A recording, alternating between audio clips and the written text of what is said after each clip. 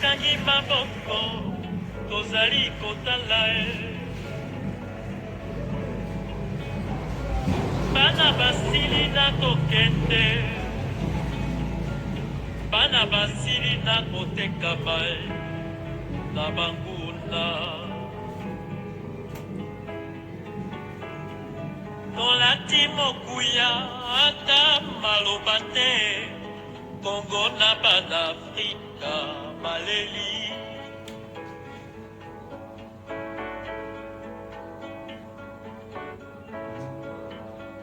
Afrika mobimba tokangi maboko tozali kotala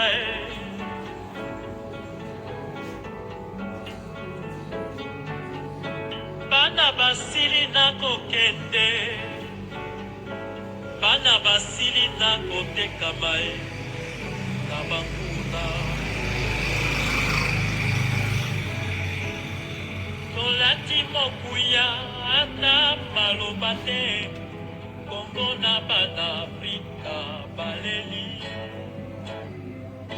oh medi ben baka medi tela na yo ya patonyo so medi tela na yo ya lumumba medi tela na yo ya chene baba medi tela na yo karibu bienvenue welcome kwa kwenye kipindi yetu BTK, kipindi ya ujuzi wa BTK.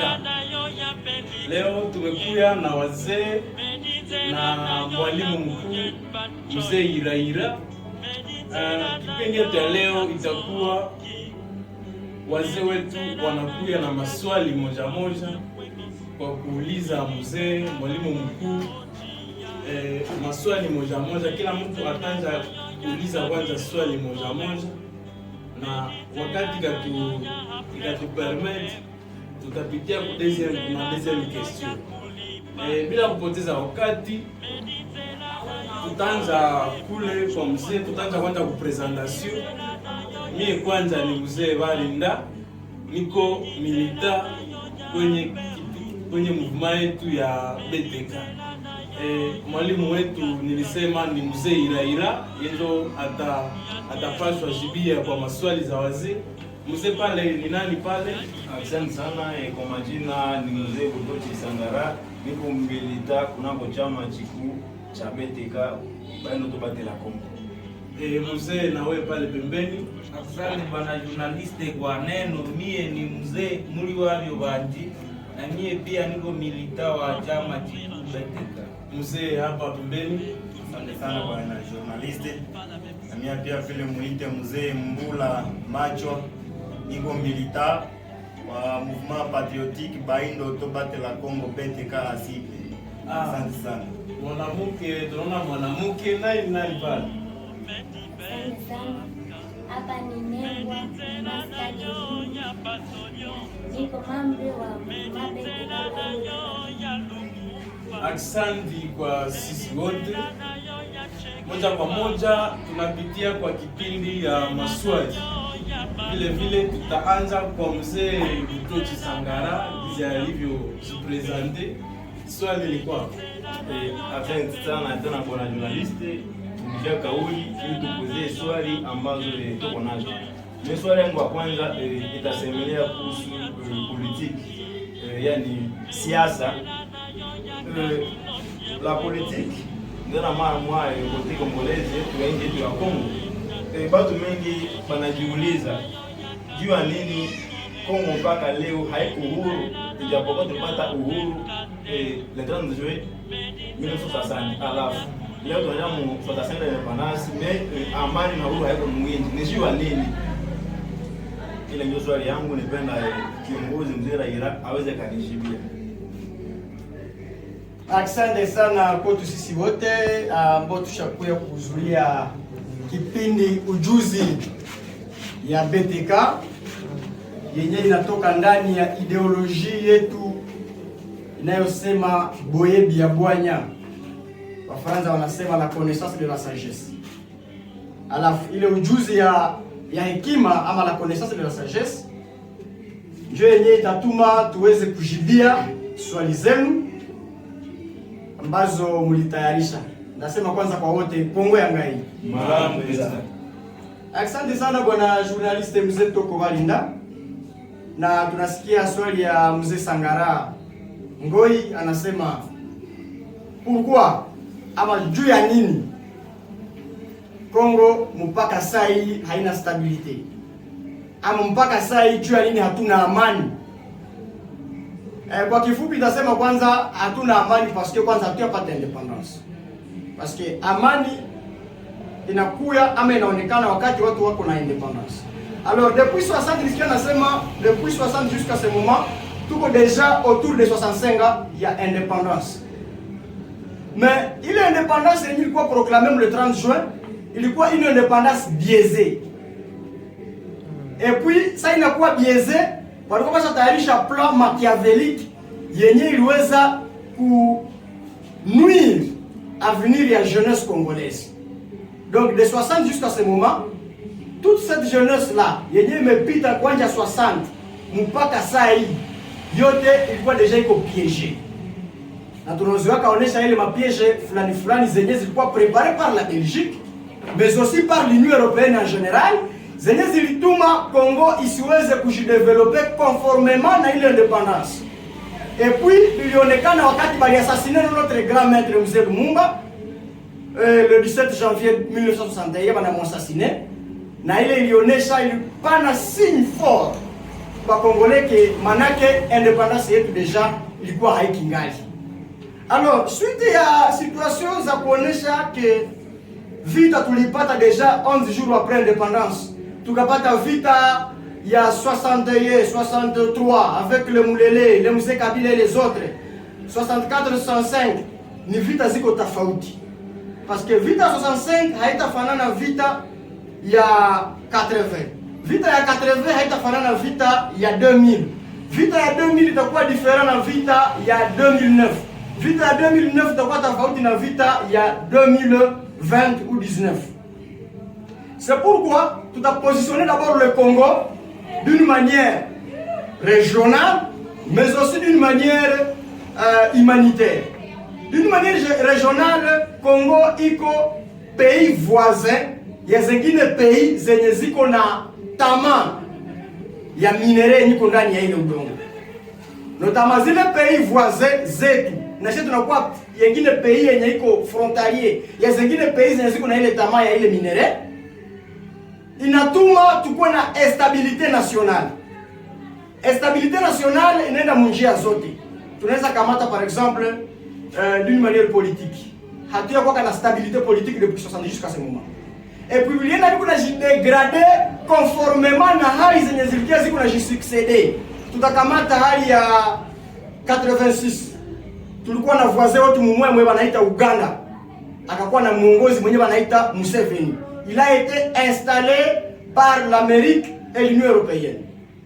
Quelques années plus tard, tukapata mwingine voisin mwenyewe wanaita Rwanda. Na yakapata mwingine muongozi wa mpya mwenye anakia pindua Juvenal ya Berimana, notamment Monsieur Paul Kagame en 94 anapindua Berimana. Ilikuwa hali ya mpya yenye inakuya mu region yetu, notamment la région de Grand Lac yenye na représenter le bassin du Congo, parce que bassin du Congo inakamata plus de 6 pays d'Afrique centrale, inaenda mpaka Tanzania. Ça qu'on appelle le bassin du Congo. Maintenant, wakati ile hali ilieni kuna kamata ingine ampleur ama ingine sura mu region yetu ya Grand Lac, ilituma Congo iende mene kuna jidegrader de plus en plus mu stabilité politique. Le fait que déjà indépendance yetu nisha kwa biaisé par le 60 degrés nimetoka kutangulia. C'est pourquoi bwana Sangara kukestia kusema sasa ile amani pourquoi inaendelea kukatala ama inaendelea kukatala kuonekana le plus vite possible. Ile kukatala kuonekana le plus vite possible ni a partir ya ile region yenye imepatikana mbatu wenye biko na tama, et puis wale watu wenye biko na tama wanajikutanisha devant un pays yenye iko divisé d'une manière politique, divisé d'une manière scientifique, mais aussi d'une manière spirituelle. Parce que d'une manière scientifique, hatuna ba homme de science wenye wana hérité nos valeurs scientifiques. Aussi d'une manière spirituelle, tuna hérité spiritualité étrangère yenye balituachia ku 60 on nous a laissé l'église catholique qui a décapité nos ancêtres pendant plusieurs décennies. L'église catholique s'est installée au Congo depuis 1400. Alors, voilà, doit y avoir un héritage pourri d'une manière politique, scientifique, mais aussi spirituelle. Maintenant, moi, il est façon ya kuendelea tu kunajiuliza hii amani inaweza ikaonekana namna gani, itatuma tuende tu kuna relate cause yenye iko totalement profonde, mais watu biko na ignorer. Façon ya kisi tunazikutanisha leo 2025. Aujourd'hui 2025 tunakuwa na menace yenye vraiment iko existentielle ku est ya Congo mzima. Ukikamata depuis évasion ya Rwanda à partir ya M23 depuis le 2021 évasion ya Rwanda à partir ya M23 iko na turendre de plus en plus mu système yenye iko na tuacha mu neocolonialisme yenye iko avéré. Mimi naanza ba Franza wananisikia pale bien. Situation yenye iko actuelle, situation yenye iko actuelle ilipitika vile mu Russie. Je vais partir l'exemple, vous devez comprendre bien. Malheureusement, tout devant les politiciens démocrates, ils ont un pays suite à plan qui a tracé dans les badouilles depuis 60, ils ne peuvent pas facilement. Mais comme je suis devant maintenant, vous, les politiciens, vous formez des gens politiques africains, Boye Biabouania, la connaissance de la sagesse, vous devez maintenant m'appeler. IRSS ama ex-RICI vers les années 86, 87, 82, 89 na 90 kulipitika kifukutu ya mubaya sana yenye ba occidentaux balipenda maintenant baingize plan yabo ya kudiviser ama kubalkaniser la Russie. Na ile plan balianza d'abord d'une manière idéologique. Ba occidentaux bengi balienda bakajestaller tout près la frontière ya Russie ama ex-IRSS. Wakati balijestale ku frontière ya ex-Russie ama IRSS, baliweza kuingiza leur culture occidentale na ni culture yenye ya capitalisme. Maintenant, culture ya capitalisme ya ba européen iko d'une manière positive kwao. Donc capitalisme négative mais positive pour eux. Donc balikuwa utiliser système ya négativité positive. Je crois bien que les professeurs vont y bien parce que c'est déjà dans l'idéologie. Oui, bien, on a maelezo mingi kuhusu ile sujet. Maintenant, ça va nafika ku frontière ya Russie. Wakati wanataka système ya découper ile Russie, wakaenda tumikisha négativité négative. Maintenant, le capitalisme négatif. Wakati balifika année 88, 89, ma région za mingi zenye ziko frontalière na Occident zikaanza revendiquer indépendance parce qu'on appelait ça IRSS, quoi ensemble ya plusieurs états zenye zinajiunir comme les États-Unis d'Amérique aujourd'hui. Maintenant, États-Unis d'Amérique y compris Europe ama Occident en particulier, palikuwa liko naona que je vais ku éterniser ku commandement ya humanité, il a fallu ba découper ici. Maintenant, zile régions zenye ziko frontalières na Occident, bakaanza ingiza ile idéologie ya capitalisme négatif. C'est pourquoi vers les années 88, 89, tunaanza ona déjà région moja zinaanza indépendance, notamment pays sawa Suède, Finlande, l'Estonie, na Lituanie, na Biélorussie. C'est aussi un pays yenye ilikuwa na faire partie kwa ile IRSS ya mbele. 90 kukakuwa chute ya mur de Berlin na bakareussi le plan machiavélique yabo contre l'URSS ex-Russie, bakaweza kudécouper na bakakata une grande partie de la Russie ikakuwa pro ikakuwa partie ya occidentaux. Manake deja culture ya occidentaux bena ingia deja mu Russie, bakaweza kudécouper ile partie na ya mingi kaingia mu ile idéologie yabo. Alors même système que nous mettons pour il est même système que les occidentaux vont utiliser pour découper la grande Russie, l'ex-IRSS. Le système moyen qu'on a pris pour le Congo, parce que va se rendre compte que pour conférence il y a 1885 Berlin, wakati qu'on a fait un partage en Afrique, parce que se rendre compte que le Congo est représenté maintenant le royaume Congo. parce que royaume Congo ilikuwa na représenter 6 pays d'Afrique centrale, mais na bakokuya acha une petite mais grande partie, inaanza batanyelewa bie benye ni Bafransa, une petite mais grande partie yenye banakuya acha mu Afrique centrale yenye banaita Congo ama le Congo d'aujourd'hui, et ici tunaita Congo, et pour représenter le royaume, on a qu'à se rendre compte que baliacha kiko ya kabambi sana. Mais na bali fixer programme. Na ile programme balianza wakati balikuwa kuna installer les peuples étrangers kunani ku frontière ya Congo ya leo. Il a fallu d'abord installer les Tutsis au Rwanda, en Ouganda, au Burundi, même au Kenya. Parce que ni peuple ni natoka mu Somalie, mkutokea kule mu Egypte. Mkutokea aussi parce que source yao wanatoka pale mu Ethiopie, banapanda bako na jéparpiller, une partie yao comme Egypte, une partie yao comme Somalie. Alors wanakuya wa installer pembeni ya Congo.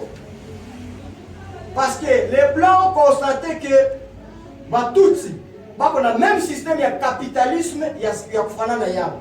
Maintenant, il a fallu utiliser le même capitalisme contre les grands Congo qui représentent le royaume Congo pour découper une petite partie, bien une grande partie de notre pays. Pour souligner pour intérêt, il y a l'Occident d'abord en premier lieu, mais aussi il va servir comme base arrière. Il y a toujours le commandement de l'humanité parce que soit il y a l'Occident, il y a toujours le commandement de l'humanité. Na ile commandement ya humanité ndio nyuma kuna gombania leo na zingine mapuissance zenye zinaamka ni za mpya, notamment mapuissance za Asie. On va prendre la Chine, on va prendre par exemple la Russie, on peut prendre aussi l'Inde parce que l'Inde sur le plan militaire ni 4e puissance militaire. Donc déjà il a pesé sur l'Europe. Maintenant, moi une façon il y a pour installer le peuple Tutsi pour frontière ya Congo, ikaenda iko na régionaliser il est négative mu région de Grand Lac. Batutsi déjà bakajambare ku Uganda gizi nilibaelezea pale mbele, bakajikapare aussi na Rwanda. Alors aujourd'hui, le système négatif ama négativité négative yenye ko déjà installé ku frontière yetu ya Congo, iko naenda mena iko na ikalisha plan ya balkanisation stratégique. Na ile balkanisation stratégique itaenda na kufatana na gisi walitenga ile carte à partir du Maniema jusqu'à Mbotuweli. Pale maana niko na répondre niko même perspective ya question ya mzee Sangara ya kuuliza pourquoi amani haionekani. Mimi niko na kuonesha bien kusudi muweze kuelewa kwenye kunanja shida na kama watu wapite pale ça est problème sérieux. Maintenant moi ile question ya ile négative yenye deja ishaikala. Utaenda kutanisha leo M23 kwenye imeikala na kwenye imekamata bako na ile tendance ya kuinstaller ile balkanisation. Na ile balkanisation itakamata Maniema, itaprendre Sud Kivu, itaprendre Nord Kivu, donc les Grands Kivu en général. Et le Grand Katanga même, le Grand Katanga aussi n'est pas épargné.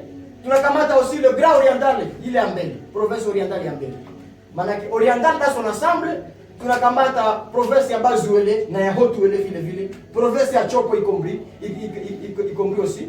Tunakamata province ya Ituri nayo haiko épargné.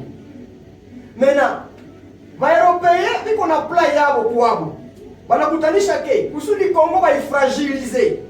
Kusudi ba diviser parce que il est pas fragile, il t'a permettre ba européen baweze ku installer d'une manière large mulimwengu na waweze kukuwa na wanabakia na ile contrôle total ya humanité. C'est pourquoi moi ile plan bameenda kamata balikuwa nataka fanya copier coller ya ex-IRSS wanakia ifanya maintenant aujourd'hui pour le Congo. Donc usistuke kesho leo ou après kesho wanakuambia ke Maniema inakuwa état fédéral. Wanakuambia Nord Kivu inakuwa état fédéral. Sud Kivu état fédéral. Chopo, Bazuele, Haut-Uele, Ituri. Maintenant, ça sera pour les intérêts des Occidentaux, mais aussi à deuxième position pour intérêt ya mapays frontaliers. Zetu zenye zinatafutisha kuturande aussi fragile ziweze kujiprendre en charge d'une manière indirecte parce que Rwanda, kama exemple ya Rwanda. Rwanda leo haiweza kusurvivre kama haibe minere ya Kongo. Mteknolojia zote zenye zinapaswa kuinstale Rwanda. Kama Kongo haiintervenir mkuipatia minere, haitapata façon ya kujideveloper. L'Ouganda de même le Burundi. C'est pourquoi il est division stratégique yenye iko na organiser haita permettre tupate ile amani yenye mzee Sangare kuna jiuliza. Pourquoi ile amani haikue? Alors, en face des politiciens, comme tout devant les politiciens, benye bako naongoza leo Kongo benye liko déjà démocratisé mu système ya européen. Je maana biko nakosa banjie wapi? Et aussi nao hao wenyewe biko basengia mule système ya négative ya kuendelea kutrahir notre Congo. Bako bana tu trahir. Alors, ile trahison inaacha tunaingia mu système yenye naturendre de plus en plus fragile na tunashindwa kuwa independant mu njia zote. Donc, kama hatupendi ile balkanisation ikale, turudie kwa ile kwa yenye nimeonyesha ile ex-URSS yenye iko nataka concrétiser mu région yetu ya leo à partir ya Congo. C'est pourquoi bisi mulisikia Monsieur Joseph Hippolyte Kanambe mwenye banataka Joseph Kabange mwenye banasema ki anaingia Goma, mwazile consultation zenye kunafanya anaweza revenir d'une manière ou d'une autre, ana revenir à la tête de l'État, mais watakuwa kuambia ke Nord na Sud Kivu itakuwa contrôlé à 100% na ba militaire tous congolais, parce que déjà bashaka bapatia légitimité pale ba tous. Il y a déjà des tous congolais et les tous rwandais. Les tous congolais soit disant que balingia avant indépendance bashaka ba congoliser, ce qui n'est pas normalement vrai. Na inaturendre un mauvais service kuna nation yetu ni manière politique. Sasa kama hatutaki kuona ile danger, manake itatuma generation zetu zenye zinafuata zitavivre même kao ya 60, ya 60, ya 71, ya 81, ya 91, ya 2001, ya 2011, ya 2021 na itakuwa continuer. C'est pourquoi tuko naita jeunesse. D'abord la jeunesse.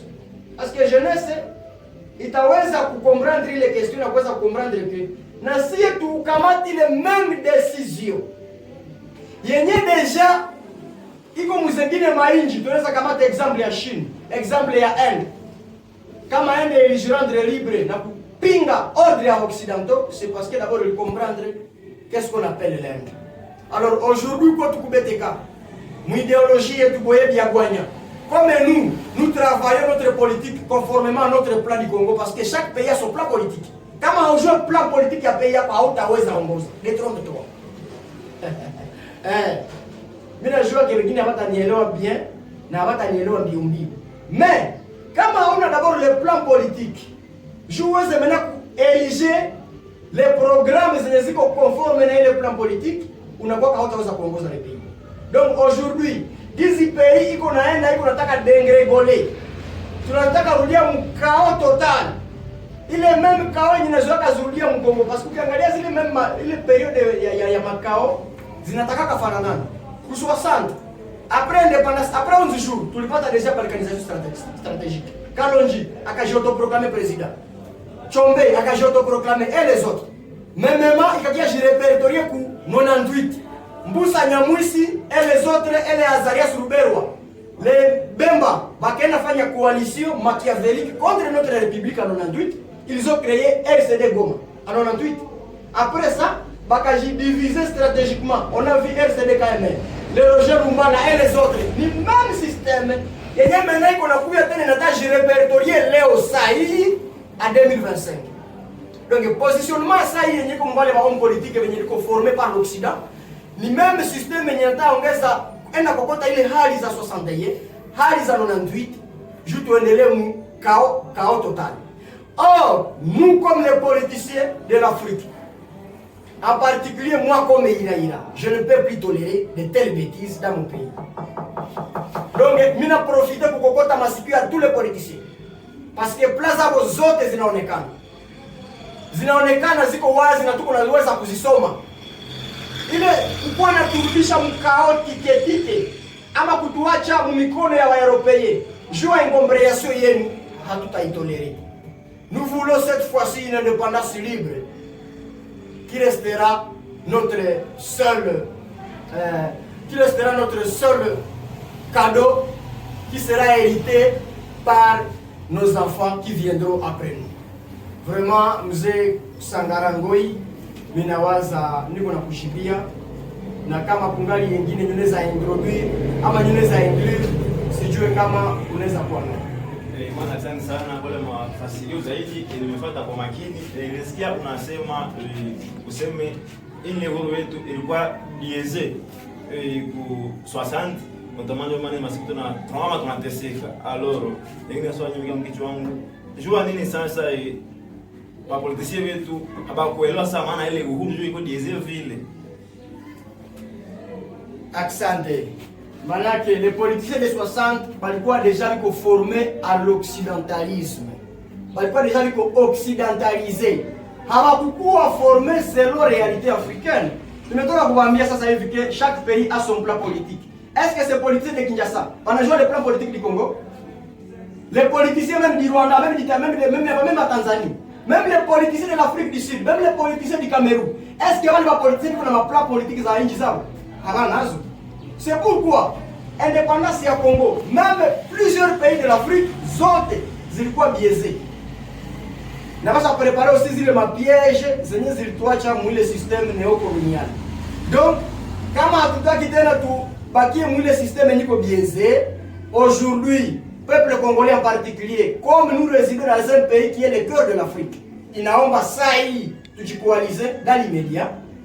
Derrière notre idéologie Boye Biabwanya, yenye mena iko na ile plan politique ya Congo, yenye naweza kutuonesha tunatoka wapi, tunafika wapi na tunaenda wapi. Na itaweza kutureconstruire sur tous les plans. Leo Afrika générale inabakia nyuma sur le plan de développement. Afrique inabakia nyuma domaine zote. Donc il est temps, profitons de cette occasion que tuweze kujirendre libre kusudi tuweze kuwa indépendant na tuweze sie wenyewe kuprepare notre avenir politique. Merci beaucoup. Asante sana. Asante mwalimu mkuu. Tunapitia kwa question kwa ndugu wetu. Utakuwa na question moja tu wakati kunaenda iko na kipindi. Asante bwana journaliste kwa kunipatia tena neno. Niko na question hapa moja. Hii population yenye hayaelewa hali ya magumu ambayo tuko napitia. Mwalimu wetu atazikuwa na message gani ya kuipatia pourvu que wakijiunga na sie tuweze kucombattre independance totale ya RDC. Asante sana mzee Banji muli wabyo. Bon, concernant la population congolaise, parce qu'il y a une ingombréation totale ya kutokujua tunatoka wapi, tumefika wapi na tunaenda wapi. Moi hii situation ni tuko saa hii, un seul message, parce que il y a toujours les libérateurs et les libérés. C'est deux cas différents. Donc les libérateurs au pluriel, les libérateurs et les libérés. Les deux cas c'est ziko tofauti. Pour le moment, coalition est urgente d'abord pour les libérateurs. Donc, kila mtu mwenye anaweza sema keneko parmi kikundi ya libérateurs, il faut maintenant aende kunajiuliza mkichwa yake, nani ndio anaweza prendre leadership maintenant ya libération. Sio kama mtu anielewa bien.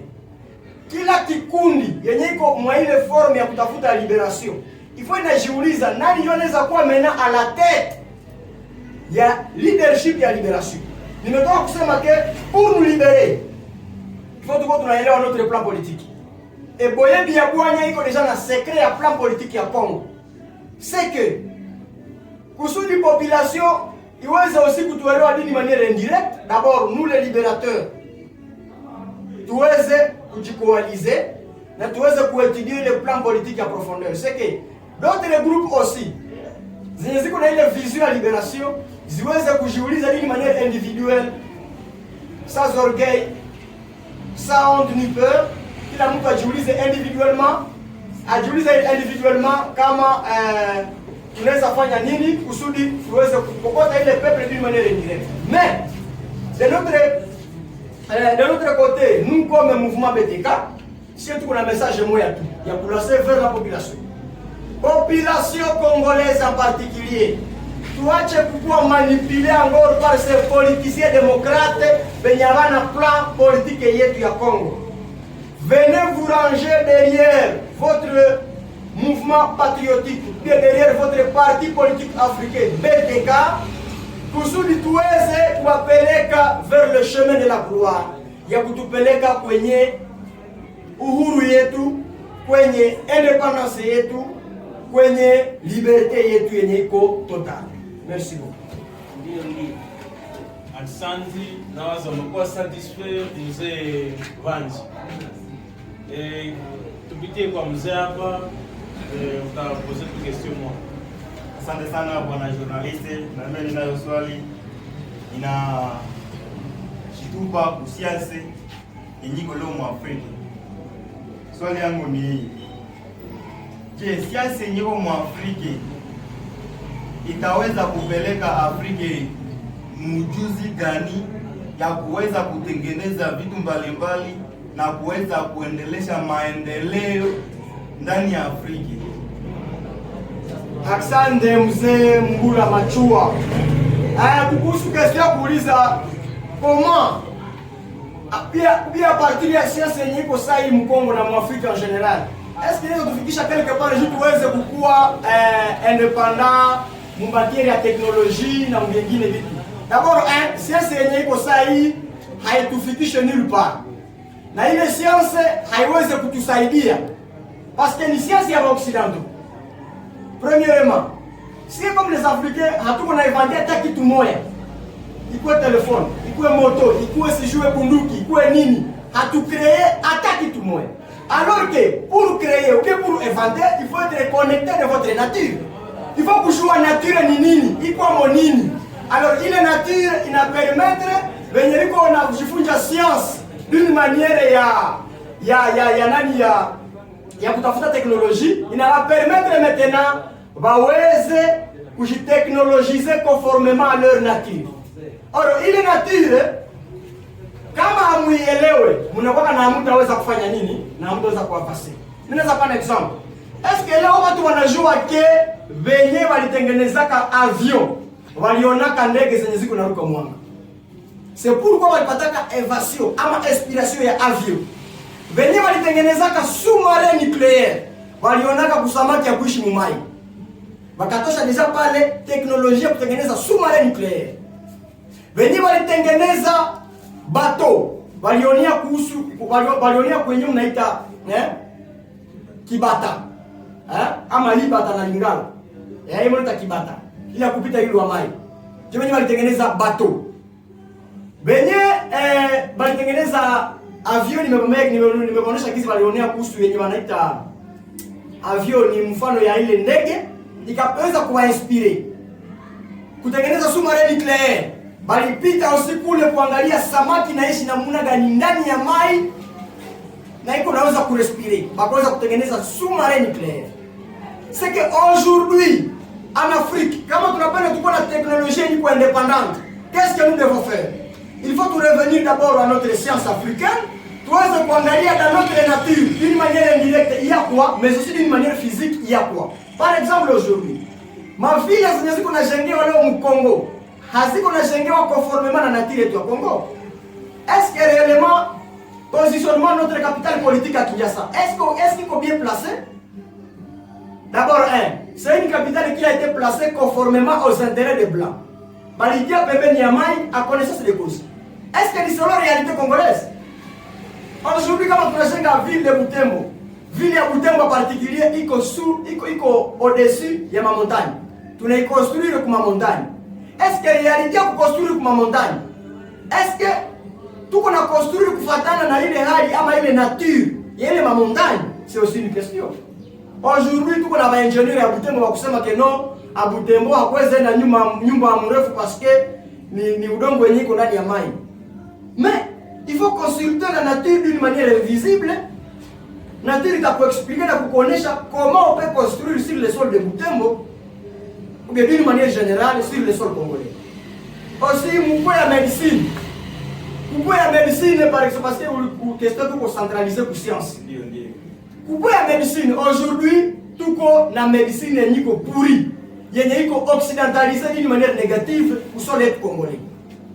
Par exemple, dawa zote zenye tuko natumia leo ni dawa zenye ziko naenda zinatuua na kutupatia maisha mafupi. Tandis que nos ancêtres wenye walikuwa naishi des 100 ans, 300 ans, 400 ans, 150 ans, haikuwa problème pour eux. Mais aujourd'hui, suite ya ile siasa niko occidentalisée yetu tumerite, tumeshindwa deja kufanya nini? Tumeshindwa kutengeneza dawa zenye zinapaswa weza kufanya nini? Kututunza. Alors, pour votre information, kusudi mweze kuelewa ile nature yetu, qu'est-ce que nous devons faire? Yetu tunapaswa fanya ni kuangalia notre nature d'une manière visible. Tunaweza fanya nini? Tunaweza jichunga namna gani kimadawa na njia zote na mkupitia chakula.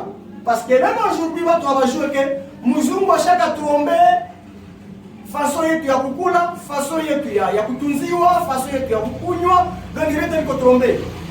Or, c'est déjà mtu aliumbiwa déjà avec toute sécurité. C'est pourquoi mwili ya mtu kuna maservice de sécurité zenye watu hawajui. Macho ni service de sécurité ya kumwili, lulimi ni service de sécurité ya kumwili, pua ni service de sécurité, masikio ni service de sécurité. Maintenant, est-ce que les watu wanajua que il est différents services de sécurité? Est-ce que watu wanazijua kama zinafunctiona kana namna gani? Maintenant, mzungu ametrombe zile service de sécurité. Watakuletea wanakuambia hii ni mkati. Mais ile mkati inatengenezwa mfarine. Est-ce que ile farine réellement iko naturelle?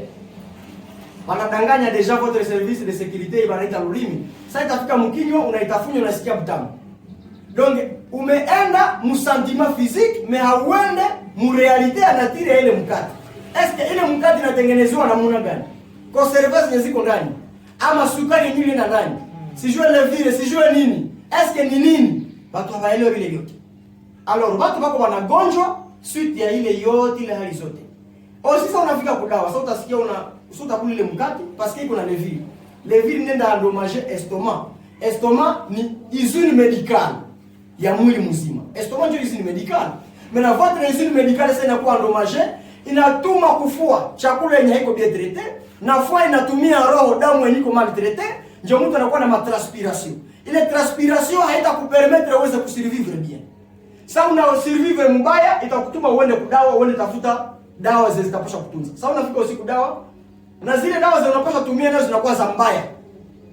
Watakwambia hii ni antibiotique. Sasa tunaingia deja mu terme antibiotique signifie anti-vie. Antibio, antibiotique parce que bio signifie vie. Maintenant anti-bio, donc anti-vie. Mais ndio dawa zenye Mungu anakunywa na tena ziko na matobola. Sasa hiyo atakupatia antibiotique mais kama mimi naua maisha yako. Yenyewe na former votre vie, c'est vos cellules naturelles. Zile cellules zenye ziko ndani ya mwili yako sasa zimeuawa na ile antibiotique wanaifanya accompagner par ce qu'on appelle vitamine C. Antibiotique c'est quoi accompagner par ce qu'on appelle vitamine C? Ile vitamine sasa inafika mwili inaenda kuzalisha ce qu'on appelle les cellules artificielles. Cellules artificielles haitajiadapter na mwili yako yenyewe naturel. Donc itakurendre de plus en plus artificiel que naturel. Ça c'est un problème. Est-ce que les scientifiques wenye wako nachunga leo Congo na kuchunga Afrika wanajua quel est le problème? C'est pourquoi mkia mjiunge na BTK. Wakati tutafanya libération politique ya Congo, même la médecine itapata indépendance, même la spiritualité itapata indépendance. Donc vyote liko na besoin d'indépendance.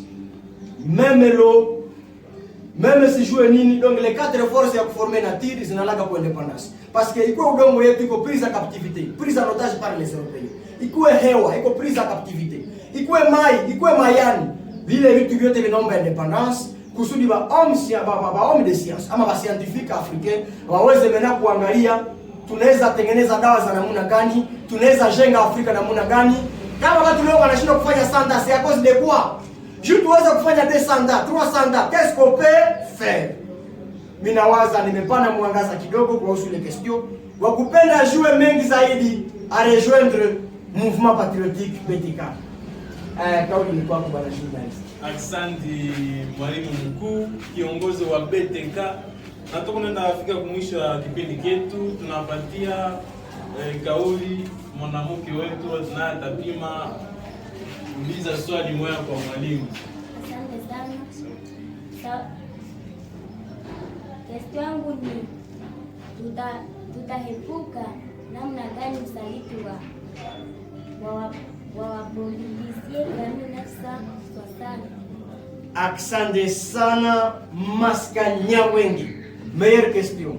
Anauliza namna gani tutaepuka usaliti ama trahison ya mapolitisia 1960. Question iko deja na réponse yenye iko karibu sana. Kuepuka ile trahison, batu yote bakuye deja ndani ya kikundi yetu ya BTK, un parti politique africain. Yenye meneko na ile plan na ile idéologie yenye iko collé na réalité ya Afrique na Congo. Donc, je profite à partir de cette question pour faire appel à toutes les couches sociales. Zikuye zitu rejoindre ndani ya BTK parce que tout on a besoin ya kujirendre indépendant, mais aussi ya kujirendre souveraine au niveau international. Donc les politiciens, les médias occidentalisés, je fais appel à tous les partis politiques, Bireke, UDPS, PPRD, INC et tous les autres partis, même les KML, tous les autres partis, nous devons rejoindre votre parti politique africain qu'on appelle BTK. Ama, Baïno Tobate la Congo, sigle BTK, et nous avons une idéologie politique africaine, et nous avons comment on va diriger l'Afrique. Donc, il est trahison à la politicien 60, je répertorié ça il y a 2025, à 2026, na kuendelea, tukuje tujifunje boebi ya bwanya, la politique africaine, et nous avons un secret ya siasa yetu ya Kongo. Mimi nawaza nimejibia kwa kifupi. Mnengwa ama mama wetu Maska Nyawengi. Asante sana. Asante sana mzee Iraira, kiongozi wa BTK. Tuko nafika kwa kipindi yetu, sisi ni BTK, Mouvement Patriotique Baïno Tobate la Congo. Nayo endelea kwa mji wa Butembo. En République démocratique du Congo. Nous sommes à la fin de notre émission.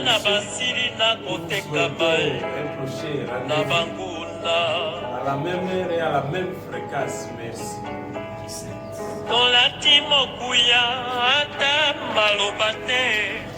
Congo na Afrika maleli.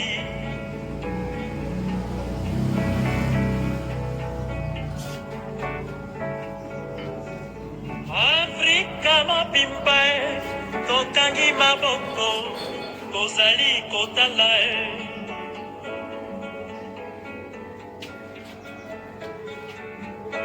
bana basili na kokende bana basili na kotekama na banguna tolati mokuya ata maloba te Congo na Afrika baleli.